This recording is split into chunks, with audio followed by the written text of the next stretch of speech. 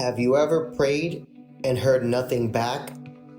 You open your heart, you pour out your pain, you wait for that whisper, but heaven feels quiet. And in that silence, your mind starts talking. Did God forget me? Did I do something wrong? Why can't I feel His presence anymore? I've been there when the fire goes out and all that's left is the ashes of waiting. But let me tell you something. Silence doesn't mean absence. In the quiet, God is still speaking, just not in the way we expect. Sometimes God goes silent not to punish you, but to purify your hearing. Because if He always spoke loud, we'd never learn to recognize His whisper. There are moments where heaven's stillness is the classroom.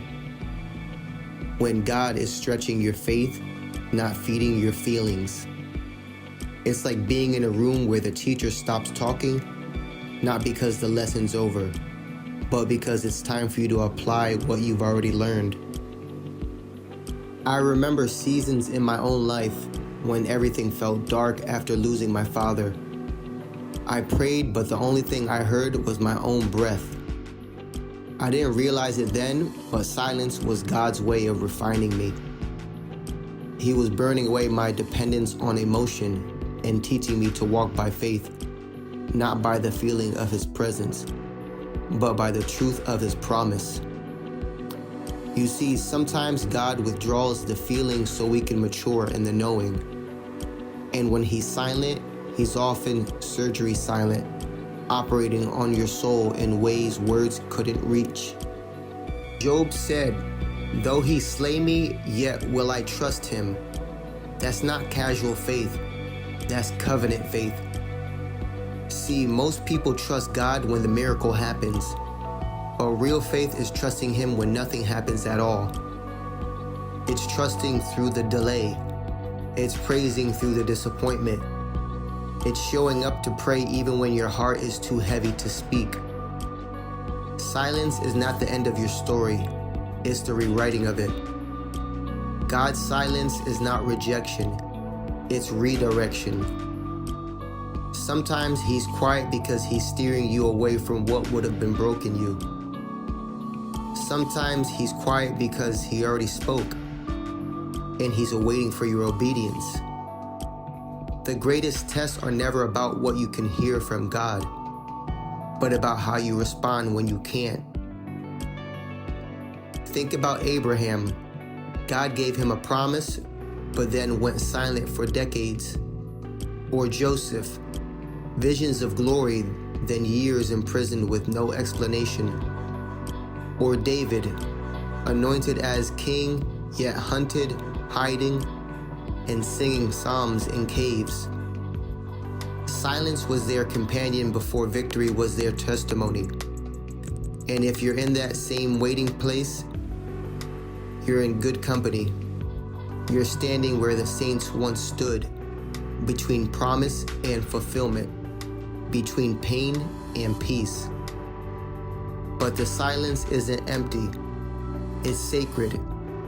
God does His deepest work in places where words can't reach. And maybe that's what God's doing in you right now.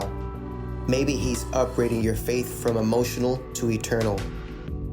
You prayed for strength, so He's giving you silence, because silence builds strength. You asked for clarity, so He's giving you time, because wisdom grows in waiting.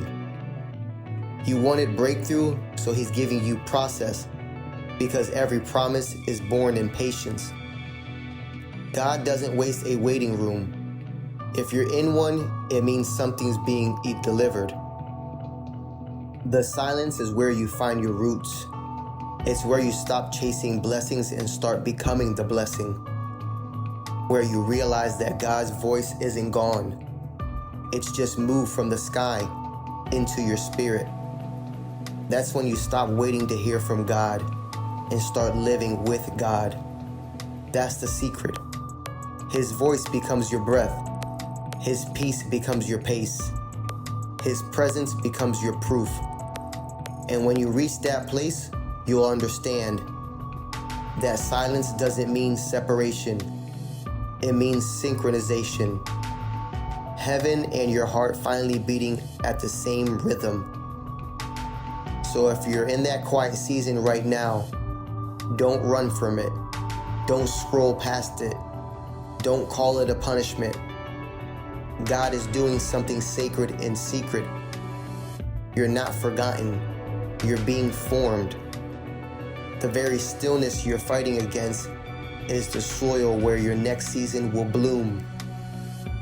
When that silence breaks, it won't sound like thunder. It'll sound like peace. So sit with him. Breathe with him. Trust that even when you hear nothing, heaven's still moving everything. You're not stuck. You're being stationed. You're not abandoned. You're being anointed. You're in the divine pause, not the divine absence. Sometimes the silence breaks, not with words, but with awareness. You realize God was never quiet. He was simply speaking in a different language. The language of alignment, the language of timing, the language of trust. Every unanswered prayer was answered, just not in the form you expected. Every not yet was a shield protecting you from what you weren't ready to carry. Because love that rushes you isn't divine. Divine love waits until you can hold the weight of the blessing without breaking you. Some of you are standing in the middle of what you once prayed for, but you can't see it because it came disguised as responsibility.